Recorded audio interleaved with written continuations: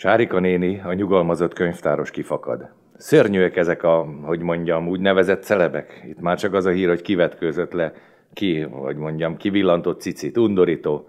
Hol van Babics? Hol van Kosztolányi? Hol vannak a régi erkölcsi normák? Tudja Sándor, miért nem vetkőzök le én is? Nem, válaszol Sándor.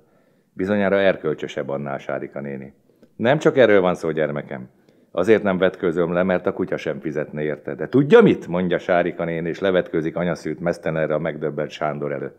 És most fényképezzen le.